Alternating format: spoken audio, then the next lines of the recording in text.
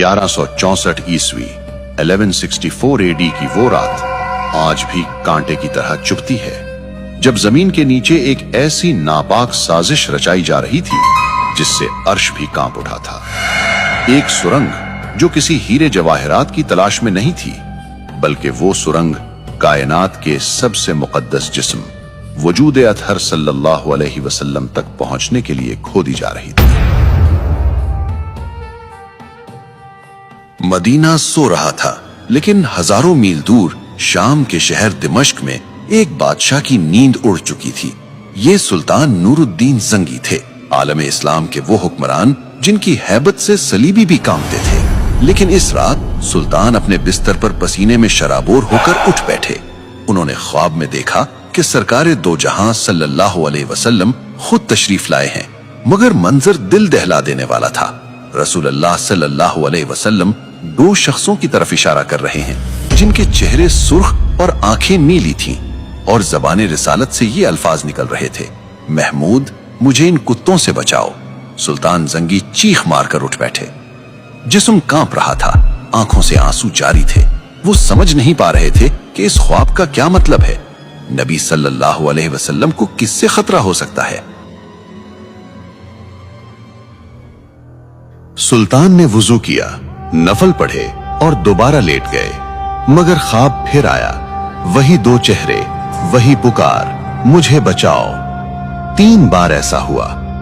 अब सुल्तान के लिए दिमिश्क में एक लम्हा रुकना भी नामुमकिन हो गया। रात के आखिरी पहर उन्होंने अपने वजीर जमालुद्दीन मौसली को तलब किया। ये वजीर सिर्फ एक मुशीर नहीं, बल्कि एक साहिब बसीरत इंसान थे। सुल्तान ने रोते हुए अपना ख्वाब बयान किया। वजीर ने फौरन कहा, ए सुल्तान, आप अभी तक यहाँ बैठे हैं? मदीना मुनव्वरा पर कोई बड़ी आफत आई है, आपको फौरन वहां पहुंचना होगा। उसी वक्त हुक्म जारी हुआ। ये कोई सरकारी दौरा नहीं था, ये एक खुफिया मिशन था। सुल्तान ने 20 बेहतरीन घुड़सवार और बहुत सारा मालो दौलत साथ लिया और दिमिश्क से मदीना की तरफ हवा के घोड़ों पर सवार हो गए। तारीख लिखती है कि वो सफर जो महीनों में तय होता था, सुल्तान ने सिर्फ 16 दिन में तय कर लिया। वो रास्ते में कहीं नहीं रुके, न आराम किया, न सोए। उनकी आंखों में सिर्फ एक ही तस्वीर थी, वो 2 खौफनाक चेहरे। जब सुल्तान मदीना पहुंचे तो शहर की फिजा सोगवार थी। सुल्तान ने सीधा मस्जिद नबवी का रुख किया, रोज़ाए रसूल सल्लल्लाहु अलैहि वसल्लम पर हाजिरी दी। आंसुओं का सैलाब था जो रुक नहीं रहा था। लोग हैरान थे कि शाम का बादशाह अचानक यहाँ कैसे?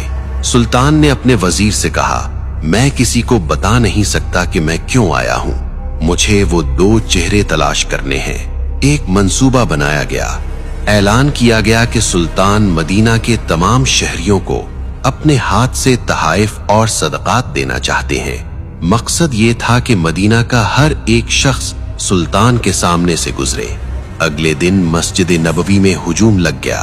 शहर का हर बूढ़ा, बच्चा और जवान कतार में खड़ा था। सुल्तान हर चेहरे को गौर से देखते और फिर मायूसी से नजर हटा लेते।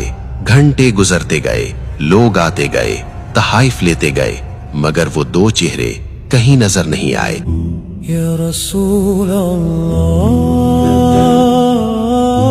शाम हो चुकी थी, खजाना खाली हो गया, मगर सुल्तान की तलाश अधूरी थी।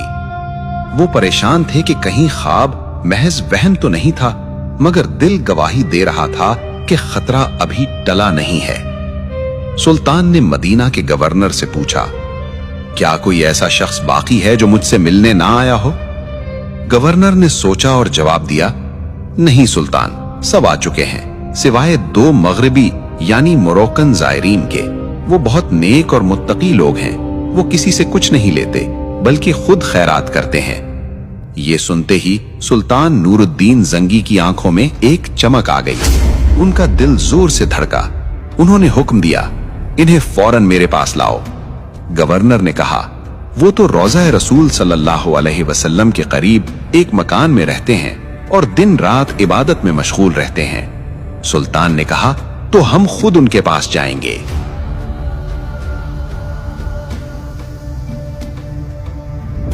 सुल्तान अपने मुहाफिजों के साथ मस्जिद नबवी के करीब इस छोटे से मकान में दाखिल हुए। वहां दो शख्स मौजूद थे, लंबी दाढ़ियां, हाथों में तस्बीह और चेहरों पर बज़ाहिर नूर। लेकिन जूं ही सुल्तान जंगी की नजर इन पर पड़ी तो इनके पैरों तले जमीन निकल गई। ये वही दो चेहरे थे, वही सुर्ख रंगत, वही नीली आंखें, ये वही शैतान सिफत इंसान थे जिन्हें नबी करीम सल्लल्लाहु अलैहि वसल्लम ने ख्वाब में दिखाया था। सुल्तान ने गुस्से पर काबू पाते हुए पूछा, तुम कौन हो और यहाँ क्यों आए हो? उन्होंने मासूमियत से जवाब दिया, हम मराकिश से हज के लिए आए थे और अब नबी सल्लल्लाहु के पड़ोस में रहने की सआदत हासिल कर रहे हैं। सुल्तान ने गरज कर कहा, सच बोलो, इससे पहले कि मैं सख्ती करूं। वो कस्में खाने लगे कि वो सिर्फ इबादत गुजार हैं। सुल्तान ने इधर उधर देखा। कमरे में सिर्फ चंद किताबें और मुसल्ले यानी प्रेयर मैट्स थे। बज़ाहिर सब कुछ ठीक था। लोग हैरान थे कि सुल्तान इन नेक बंदों पर शक क्यों कर रहे हैं, लेकिन सुल्तान का यकीन पुख्ता था। वो खुद आगे बढ़े, कमरे में बिछी हुई एक चटाई को हटाया। नीचे फर्श था, लेकिन जब उन्होंने फर्श को ठोका तो आवाज खोखली आई। सुल्तान ने हुक्म दिया, इसे खोदो। सिपाहियों ने मिट्टी हटाई तो नीचे एक लकड़ी का तख्ता था, और जब वो तख्ता हटाया गया तो वहां मौजूद हर शख्स की चीख निकल गई। नीचे एक गहरी और अंधेरी सुरंग की। ये सुरंग उस कमरे से शुरू होकर सीधी रोज़े अतहर की दीवारों की तरफ जा रही थी। सिर्फ चंद गज का फासला रह गया था। अगर सुल्तान जंगी के आने में एक दिन की भी ताखीर हो जाती तो ये जालिम अपने नापाक अज़ाइम में कामयाब हो जाते। अब वो दोनों कांप रहे थे। सुल्तान की तलवार उनके सर पर थी। उन्होंने सब सच उगल दिया।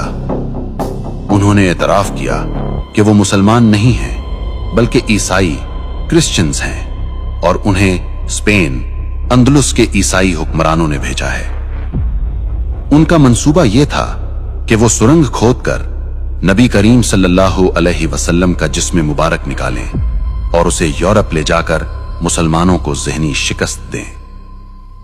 वो रात को सुरंग खोदते थे और मट्टी को चमड़े के थैलों में भरकर मदीना से बाहर फेंक आते थे। वो बज़ाहिर रोजे रखते और नमाजें पढ़ते ताकि किसी को शक ना हो। ये सुनकर वहां मौजूद हर मुसलमान की आंखों में खून उतर आया। सुल्तान नूरुद्दीन जंगी ज़ारो क़ितार रोने लगे। उन्होंने अल्लाह का शुक्र अदा किया। ऐ अल्लाह, तेरा करोड़ों बार शुक्र है कि तूने इस खिदमत के लिए इस नाचीज नूरुद्दीन को चुना। अगली सुबह मदीना की तारीख का एक इबरतनाक दिन था। इन दोनों मुजरिमों को उसी जगह लाया गया जहां उन्होंने ये साजिश रचाई थी। सुल्तान के हुक्म पर इन दोनों को मस्जिद नबवी के बाहर इबरतनाक सजा दी गई। उन्हें कत्ल कर दिया गया ताकि रहती दुनिया तक कोई दोबारा ऐसी जसारत करने का सोच भी न सके। ये फितना तो खत्म हो गया, लेकिन सुल्तान का दिल अब भी बेचैन था। उन्हें डर था कि मुस्तकबिल में कोई और ऐसा हमला न करे। इसलिए उन्होंने एक ऐसा फैसला किया जो आज भी मदीना की जमीन के नीचे महफूज है। सुल्तान नूरुद्दीन जंगी ने मदीना छोड़ने का इनकार कर दिया। उन्होंने माहिर तामीरात यानी आर्किटेक्ट्स को बुलाया और हुक्म दिया कि मुझे रोज़े रसूल सल्लल्लाहु अलैहि वसल्लम के गिर्द एक ऐसा हिसार चाहिए जिसे कोई लोहा न काट सके और कोई सुरंग न तोड़ सके। फैसला हुआ कि सीसा पिलाई हुई दीवार बनाई जाएगी। कब्र अनवर के चारों तरफ गहरी खंदक खोदी गई। तारीख बताती है कि यह खंदक इतनी गहरी थी कि पानी की सतह यानी वाटर लेवल तक पहुंच गई। फिर इस खंदक में पिघला हुआ सीसा डाला गया। टनों के हिसाब से सीसा पिघलाया गया और जमीन के अंदर एक ठोस धाती दीवार खड़ी कर दी गई। ये दीवार आज भी 900 साल गुजरने के बाद रोज़ा अतहर के गिर्द एक पहरेदार की तरह मौजूद है। न कोई सुरंग इसे पार कर सकती है, न कोई आला इसे तोड़ सकता है।